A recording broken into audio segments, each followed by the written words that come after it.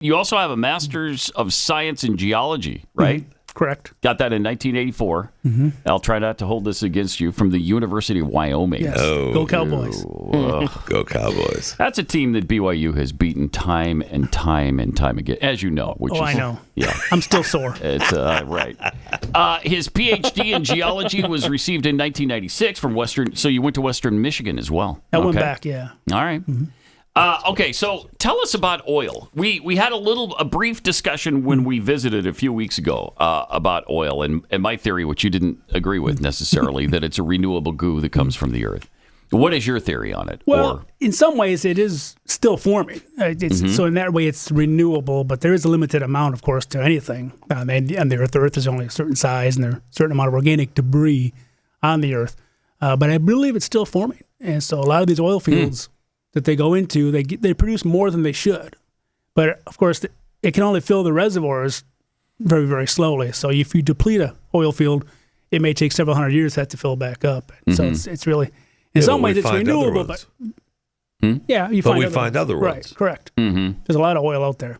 Mm-hmm. But the oil is all actually young because it can't be old or it would all decay away. And there's bacteria in the ground, no matter how deep we've drilled. 20,000, 25,000 feet, there's always bacteria. And so bacteria loves to eat oil. And if you spill oil, like the Horizons, when they spilled the oil across the Gulf, bacteria at the surface ate a lot of it up. And so most of it was eaten by bacteria. Underground, there's still bacteria. It just eats a little slower. Okay. We were talking about a video we saw from a guy. I don't remember his name. What's his name? I just had it up here. He seemed like he knew what he was talking about. He did. Perhaps he didn't. Well, there's a lot of us that seem to Yeah. But he said that fossils only go as far as deep as 16,000 feet, but we drill for oil at 30,000 all the time. Is that not true? That's not true. There's fossils all the way down to, they start with the so-called Cambrian. Mm-hmm. There's the Cambrian explosion. So sometimes those rocks go all the way down, like in Wyoming, 30,000 feet down. And so if you drill that deep, you would hit those fossils as well. But where the oil comes from is the shale-rich rocks, the shales that have a lot of organics trapped in them. Mm-hmm. And to trap that organic, you have to bury them fast. So even these shales were deposited much more quickly than what you're often being told. They do flume experiments in the laboratory, and they show that to make the shales with the laminations, the thin layers that we see, that they almost like the bricks, but much, much thinner, just a few eighths of, centimeters and millimeters apart. Mm-hmm. To see these little fine lines that you see in these layers, you have to have moving water. And so even the clays that are supposed to be deposited slowly are deposited by moving water, which fits in the model of the flood that we promote at the Institute for Creation Research. There was a global flood, and that these rock layers were deposited quickly, preserving the organics. Today, organics, when things die, they decompose at the bottom. They don't get buried in the rocks. And so you shouldn't have all this organic debris that's in these rocks. And that organic debris becomes the source for the oil. So as that gets buried in the Earth's internal heat kind of cooks it out. There's a certain window at about 5,000 to 20,000 feet down called the oil window, where oil actually is kind of cooked out of this organic debris. And so what we do is we try to find where that oil goes and find these traps, the folds, like an upside-down bowl, that can kind of trap the oil. But even that, they leak away. And there's fractures and cracks, and the oil will actually make it to the surface. And that's the first oil wells were drilled near oil seeps because oil was seeping right out of the ground. Mm-hmm. So it was pretty easy to find. Mm-hmm. It was bubbling crude for one guy. Yeah, you didn't need geologists to find oil. You just drilled near an oil seep. And so there was an early one in Saginaw, Michigan, actually, one of the first wells drilled in Michigan. Right there. On the thumb map. Yes, it's right here. Yeah, go ahead. Go ahead, Doc. No, it's fine. But they drilled that in their seeps as well. There's lots of oil found all over, and then eventually. There's oil under in the bottom of the ocean, right? It's still seeping up. Yeah, and they blame the oil companies for leaks, but it's really natural oil coming out of the ground. So there's a lot of oil that's coming out. And the Earth takes care of it, right? And if oil was really millions and millions of years old, it'd be gone. It would be decomposed. Right. Although the conventional geologists try to argue that oil can get somehow magically pasteurized. They don't say the word magically. But it sounds pasteurized. But it becomes pasteurized at like 80 degrees Celsius. So you can drink it.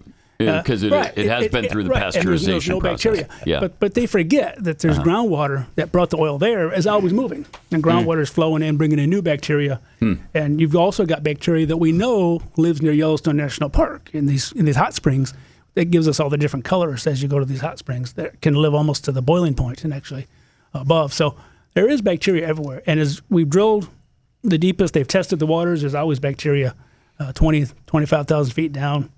There's always bacteria. So the oil can't survive millions of years. When I worked for Chevron, they told me the oil was 150 million years old in Wyoming, just sitting there waiting for us to tap into. And when you think about it, that makes no sense at all. Because you put oil in your shed in your back and leave it there for 20 years, or gasoline, it's not going to run very well in your. It's going to degrade. That's right. And it degrades underground just as well. But the problem is, geologists aren't taught to think that through. They're just taught these old Earth, deep time. Oh yeah, deep it's time, 150 million years old. And they throw those. That's it. They throw the numbers out there like they mean something. But you would think somebody somewhere who's been through all the schooling would say, "Hey, you know what? What we've been thinking, the current theory just doesn't make any sense," and that they would speak out about that, but they don't seem to. No, they have to keep quiet. When I work for the oil company, you just kind of look for oil. They just want you to find oil. It doesn't. They don't really care how old you think it is. They assume it's We're just not talking about it. Yeah, they just want you to find oil. And you can find oil whether you think it's millions of years old or thousands of years old, like I believe, or even maybe hundreds of years old. Well, in Texas, we find oil just from kids digging in their sandboxes. And it just, they'll hit a geyser, and it's like, whoa, kids struck oil again. And there's truth to that. You can go drill 100 feet down in places in Texas and hit oil still. Yeah. But one of the things that really kind of drives that point home, that I think, is when we're fracking here in West Texas. When they frack into these oil fields, they frack into the shale rocks, the rocks that have the organics in them. And those rocks are supposed to be several hundred million years old. Well, wouldn't that oil have all been produced by now? So when they frack, they should be going in there and getting no oil. The oil should have been produced millions of years ago. But yet they're still finding tremendous amounts of oil in those rocks. Those rocks are not that old. So I've often heard that J.D. Rockefeller over 100 years ago was trying to make it seem like there was a finite supply. These are fossil fuels, and we got to jack the price up because, we're going to run out. So I understand that motivation for trying to convince us that oil, we're going to run out. Okay. What is the motivation today for holding on to that same theory? Well, I think a lot of it today has shifted a little bit from that. There used to be this peak oil. We're going to reach peak oil. Then they started fracking to find a whole, they doubled our oil because reserves. the people trying to eliminate oil now from our lives aren't capitalists. Right. No, but they want to make money in another way. So they want us to stop doing oil. They're trying to make it an environmental problem. Yeah. But we still, our whole world runs over three-fourths of our energy for the world is supplied by oil, coal, or natural gas. And so when you plug in your electric car, you're really plugging into oil, coal, and natural gas to get your electricity. Interesting how that works. So why are they buying these electric cars when they're really running off the grid, which is most of it supplied by oil, coal, and natural gas? We can't get rid of oil, coal, and natural gas. But boy, they're trying. But they're trying, and like you say, it is somewhat renewable in a way because it's still forming. There's been studies done that show the oil is still forming. These fields are still slowly filling up drop by drop. They has to kind of be carried by the groundwater, which moves about 50 feet per year on the average. And so slowly, over hundreds of years, you can fill a lot of these fields back up, I believe, because the oil is still there. The fracking has proved it. The oil is still forming. So it's renewable. Essentially. In some ways, there's a limit to the amount of organic debris, but they did a study back in 1978, and because people scoff and say, well, how can the flood explain all the oil? But in 1978, this guy did a study, and they might have doubled the oil or so since then.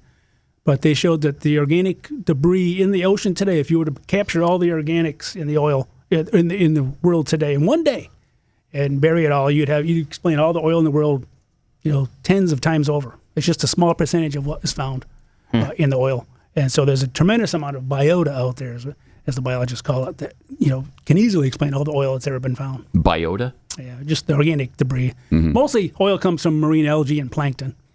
And what's amazing is they've actually... And dinosaurs. And, people do say that, but maybe small amount. But mostly they can fingerprint it back to the source rocks, and it comes from marine algae for the most part. Yeah. And they actually have made marine algae into oil in less than an hour in a laboratory. Really? And so you can make oil really quickly. Oil doesn't take millions of years. Oil, you can make it. Is it pasteurized? Probably not. If it is, it's temporarily pasteurized, and then more bacteria comes in. So Yeah. there may be moments when it is, but oil cannot survive millions of years. So when they tell you these millions of years, now just try to imagine a million years, and you can't. It's an unfathomable number. Right. And so the early geologists, even before they had ways to try to use radioactive dating to try to get to those dates, they threw the millions of years out there because it's almost like monopoly money. One of the things that was brought up last week, we were talking about the young Earth theory, is Mount St. Helens and the information there, and that the rocks look and test like they were millions of years old, right? And they formed 40 years ago, right? 1980, 1982, and those a couple of eruptions that took place. And how does science explain that? Well, they've changed their theories now from strict uniformitarianism, which means, of course, everything was slow, slow erosion, slow deposition, to, there's periodic catastrophes now.